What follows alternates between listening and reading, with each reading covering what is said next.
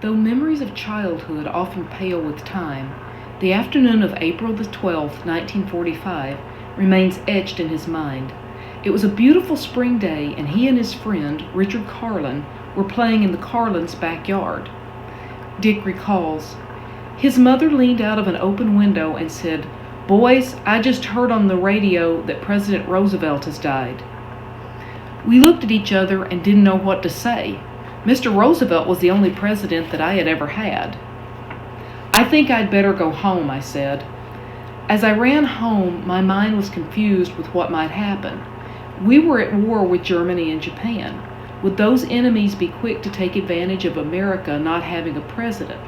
I reached my home and went right past my mother, who was in the kitchen. My mother was making supper.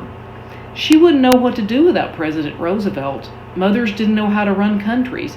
I would wait for my father to come home. He would know. He knew everything. I sat on the couch until I heard my father come into the house. He and my mother spoke briefly, and then he came into the room where I was waiting. He took off his jacket and loosened his tie. He looked tired, and that made me anxious. He picked up a newspaper and sat down in his chair. "Did you hear that President Roosevelt died today?" he asked me. I nodded my head and then came around to stand in front of him. "Who is going to run the country now? Are we going to lose the war?" My father leaned forward and put his hands on my shoulder. "We're going to be all right," he said. "Our country has a system that someone is ready in case President Roosevelt died.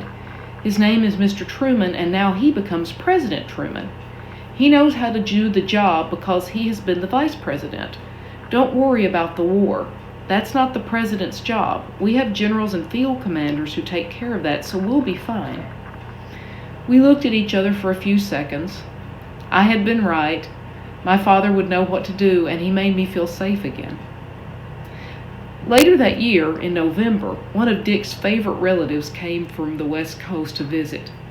Sailor Joe Waterman, also known as Old Salt, and a well-known boxing promoter of that era, was Dick's great-uncle. With a puffy face, blunt nose, and heavy eyebrows, he resembled a time-worn boxer, and indeed he had begun boxing at just 13 years of age. As his nickname implied, he had served in the Navy. While in the Philippines, he began promoting boxing matches. He left the military following World War I, but continued his work as a promoter. Dick was in awe of him and greatly enjoyed his visits. Dick remembers, he was a storybook character. Every kid should have a relative who was larger than life, some place where the lies and the truths interact and it becomes legend. He was really a fabulous storyteller. He said he sailed up the Yellow River and married a Russian princess in Shanghai. I don't know if it was true. I didn't ask, and I don't care. It's a wonderful story, and he was a wonderful guy. It was during Uncle Joe's visit that Dick met famed boxer Joe Louis.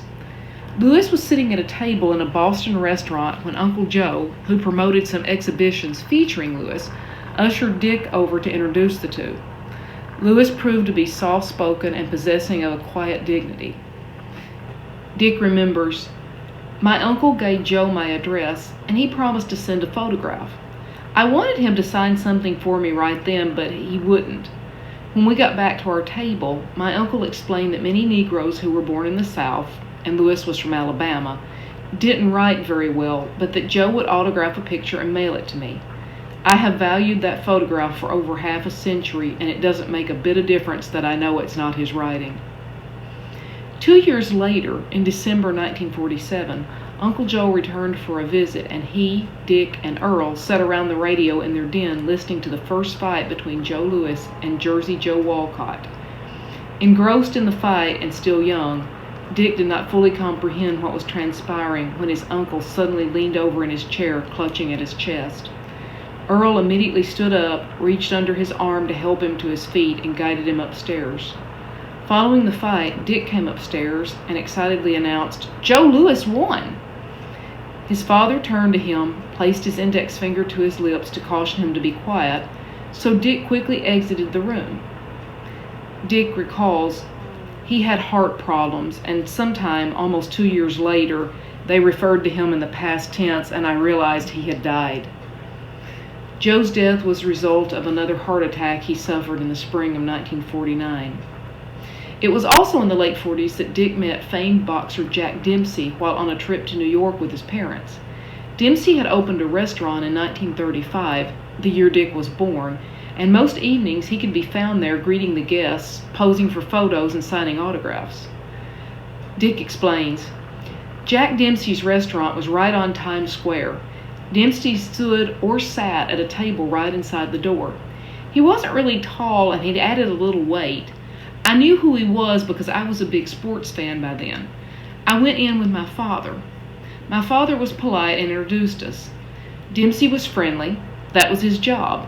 He was hosting his own restaurant and he was the greeter.